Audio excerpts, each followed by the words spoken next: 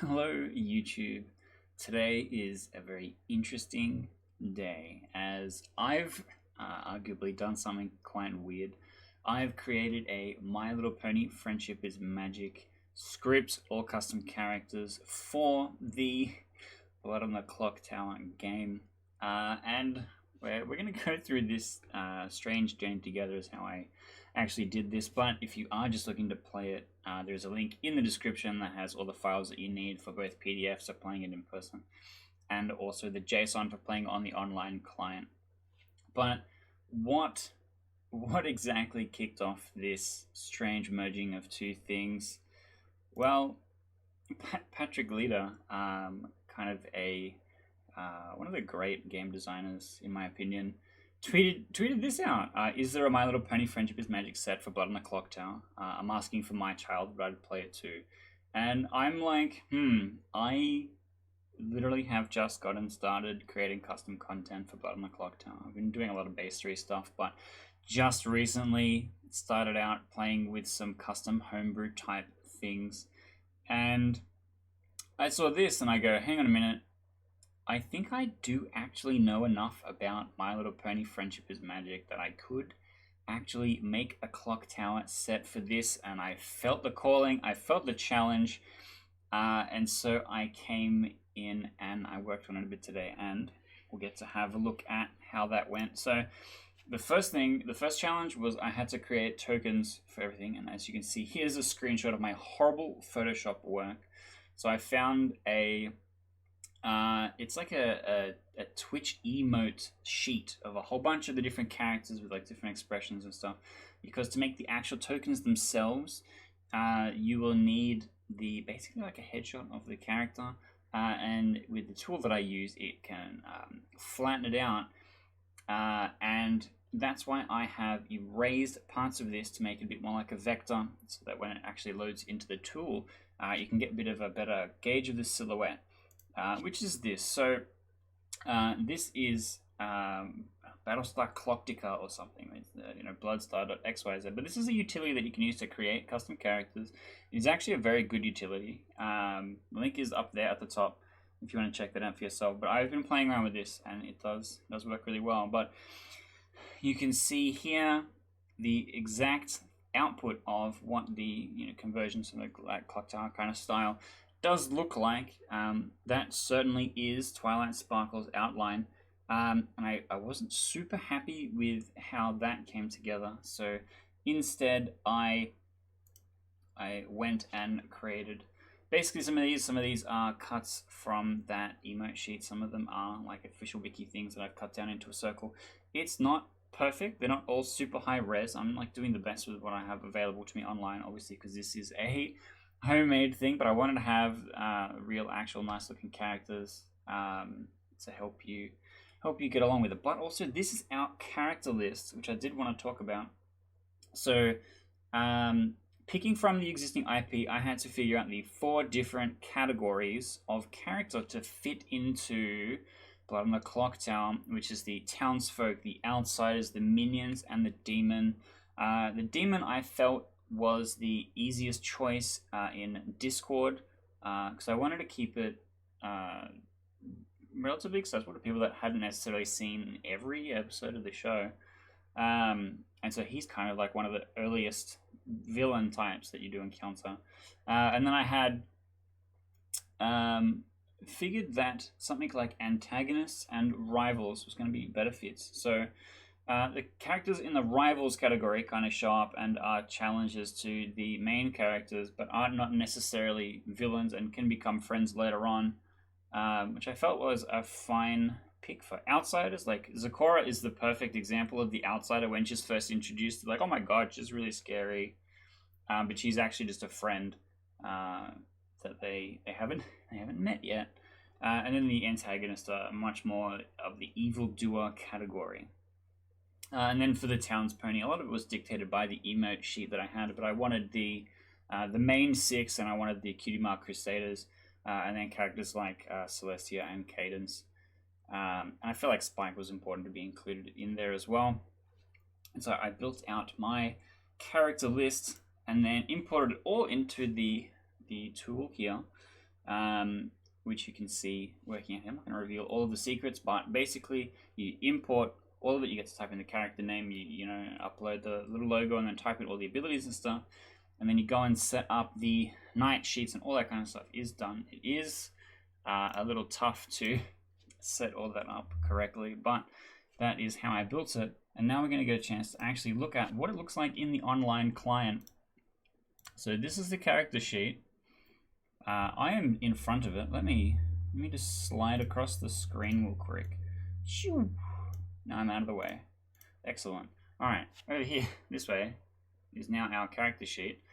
And you can see it does kind of nicely fit. Some of them are like a little goofy science because some of the characters are a bit hard to crop down, but it all kind of fits in there. We have our outsiders, we have our minions, we have our demons. Now, let's go through some of these abilities. My goal was to not make this too complicated, but I didn't want to make it just a trouble brewing reskin. I wanted to actually add some new homebrew characters. I wanted to add some stuff that felt like it fit the character a bit better than an existing Clocktower character. And I wanted to, you know, play around with some new ideas and some stuff like that. So people that have played Clocktower a bunch and are looking for goofy new stuff, which I assume most people that would want to play this have had experience with at least base 3, played Trouble Brewing a couple times, and are ready for something that is kind of like base 3, 1.5 kind of difficulty. And so that's kind of what I was aiming for. I didn't want to do anything too crazy. Like a lot of the experimental stuff can get a bit insane pretty quickly. But I wanted to make something that still had something interesting to get to. But anyway, let's get through this. First one, Twilight Sparkle. Each night, asterisk, choose a player. They learn how many steps they are to their nearest Twilight Sparkle. So this is a cool one where if you pick a neighbor, they're going to learn, oh, there's a Twilight Sparkle next to me. If you pick someone across the circle. But the player receiving the information knows that Twilight Sparkle is one of 2 players.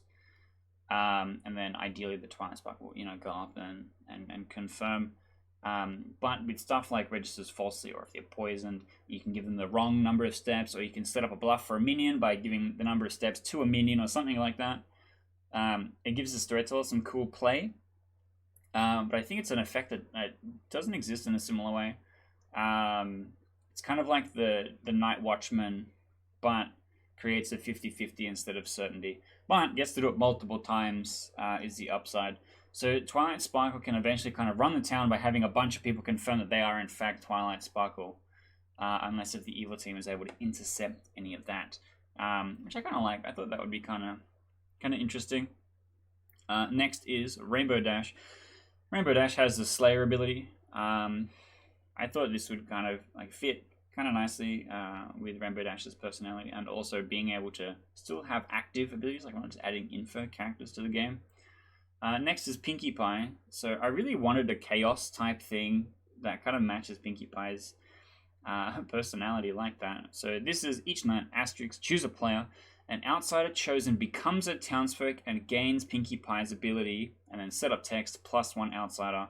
So this is similar to the farmer, where the farmer, when killed by the demon, I believe, makes more farmers. This is similar to that, except you have a choice. You're looking for outsiders, so you'll be missing often, or if you do actually hit outsiders, you get to mitigate that downside, and it creates another Pinkie Pie. And if there is multiple outsiders in play, then you now have 2 Pinkie Pie looking for the other outsiders. And it's kind of like I'm forcing you to become my friend. I'm looking for you, you outsider, and we are going to be best friends. Which I thought was a cool thing, and then something I kind of wanted to encourage in the gameplay in this script. We have Fluttershy, which has the empath ability. I apologize that the script is not in standard aiming order, because I very specifically wanted the main 6 at the top and the Cutie Mark Crusaders at the bottom, and some of the other characters in the middle based on those kind of categories. So it is a little messy. Anyway, Fluttershy has the empath ability. Applejack has the investigator ability. I did want to keep some familiar trouble brewing characters, so you're not reading everything the whole time the first time you're playing the game. Next is Rarity. So each night, no asterisks, you learn how many players changed alignments or characters. So this is going to read the Pinkie Pie changing outsiders into Pinkie Pie, and there's a bunch of other characters that do change that Rarity is going to read. And so when someone changes to evil, Rarity is going to go, uh-oh, or Pinkie Pie is going to go, oh, I turned an outsider into a townsfolk, and then Rarity goes, yay. It's like a cool read on where the game state is at, which I think is cool. I think that might be interesting. Next, we have Macintosh. Each night, asterisk, choose a player. They are sober and cannot be executed tomorrow. So this is the ultimate protector. You both can't be poisoned and you can't be executed tomorrow. I thought this would be a really cool upgraded monk type character, which goes in the opposite direction of the innkeeper. The innkeeper is like, I get to protect one additional player, but the cost is they are drunk. This is the opposite. I'm protecting a player. They can still be killed at night, but their information can't be affected, which I thought could be cool. Also, Macintosh can select themselves, can't be poisoned while they have selected themselves, and can't have themselves be executed. So that is also a valid available play to that player. Next, we have Spike with the Steward ability. You start knowing one good player. I felt like it would be cool flavor if Spike starts knowing Twilight Sparkle is a good player. So that was kind of how I picked that. Next is Celestia, which has the Mayor ability unchanged. I felt like as she's kind of the leader of the realm, that the Mayor ability was a good fit. Next is Princess Cadence. The first time you were nominated, the nominated is townsfolk. They're executed immediately. This is the Virgin ability. Again, I wanted to keep a trouble brewing character in there and have a character you're able to build trust around. Twilight Sparkle, you're able to build trust around if the ability activates several times. If they are poisoned and no one is really able to confirm them, it can be tough. And then next is Scootaloo, which has the Shugenja ability. You start knowing if your closest evil player is clockwise or anti-clockwise. Apple Bloom, which has the Undertaker, and then Sweetie Belle, which has the Town Crier. And then now we're going to get to the much more custom part of it, which is the Outsiders, Minions, and Demon. So first of all, Zakora. When you are executed, if all evil players voted, you become evil and learn the Demon. I think this is an interesting one because if there is a dead evil player, they have to spend the dead vote to turn you evil and potentially have that advantage of another dead vote, which isn't necessarily super worth it for the evil team. But early on, if Zakora is executed, or if Zakora is able to find all the evil players or campaign for every single person to vote, they can upside. And so the town being like, oh, hang on, too many people are voting for this. This might be a Zakora play. I thought it might be a cool transparency there. Next up is Spitfire. If the demon dies during the day, you might become evil and become the demon. This is another example of Rarity information that Rarity is going to read. I have been really interested in Spitfire's ability here. I created something in a different video called the Turncoat, which basically has the Scarlet Woman ability, but it's a might. So it covers for stuff like the game ending on the first day because the Slayer fires off, or because the demon was executed because they fumbled a bluff, and they have the backup here.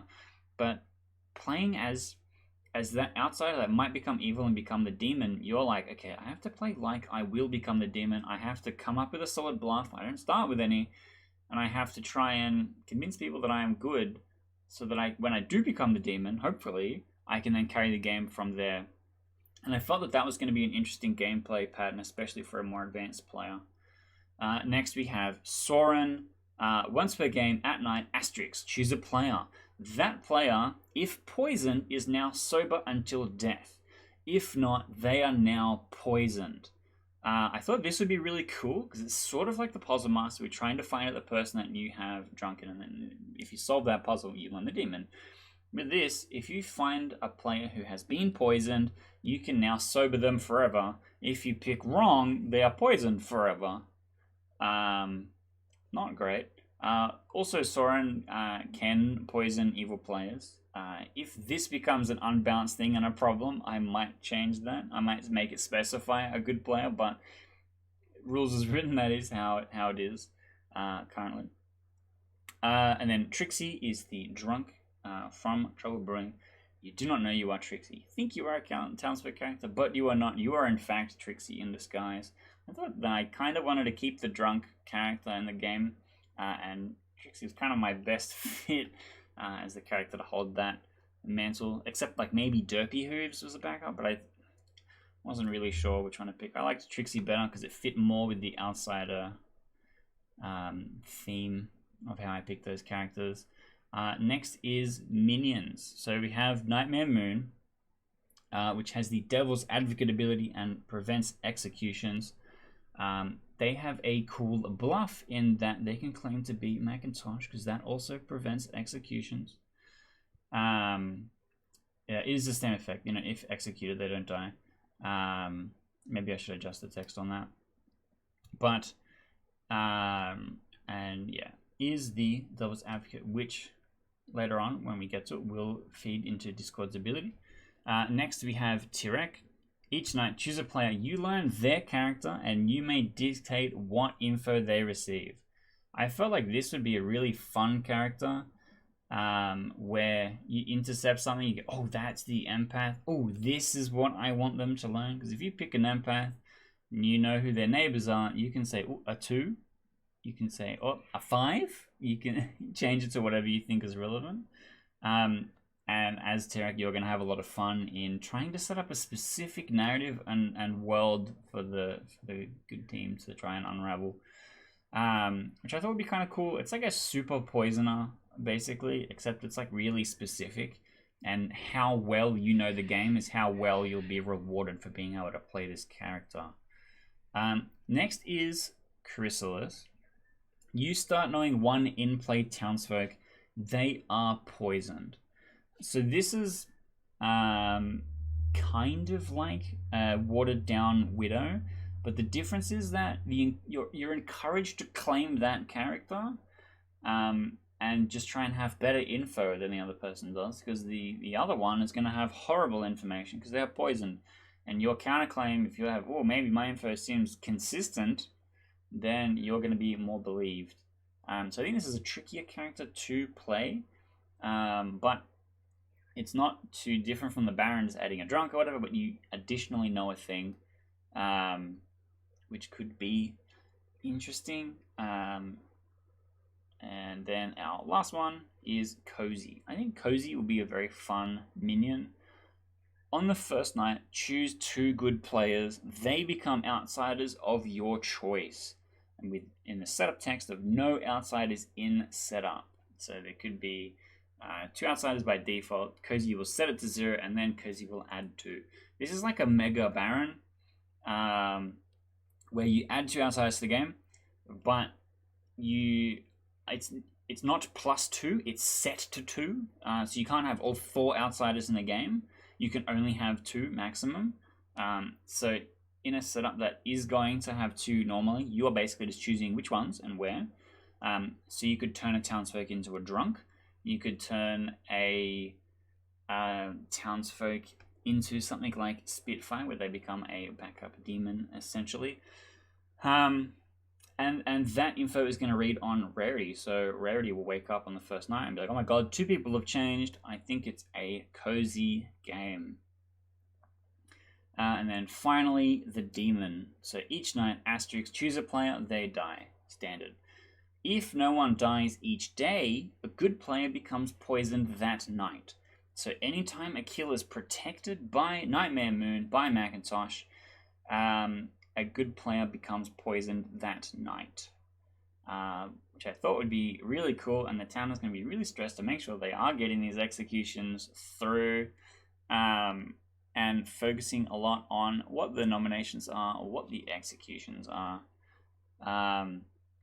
Because I didn't want it to be so brutal like the Vortox, where it's like, execute or lose the game, and some people are like, oh, no, we'll find out if it's a re-rack or not.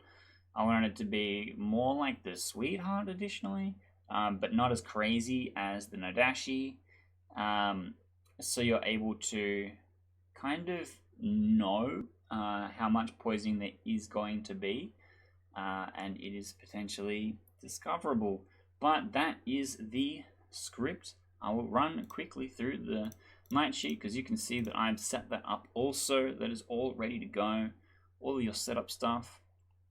Minion info is in the wrong place. Cozy should be the very first thing, but look, you'll figure that out in running it.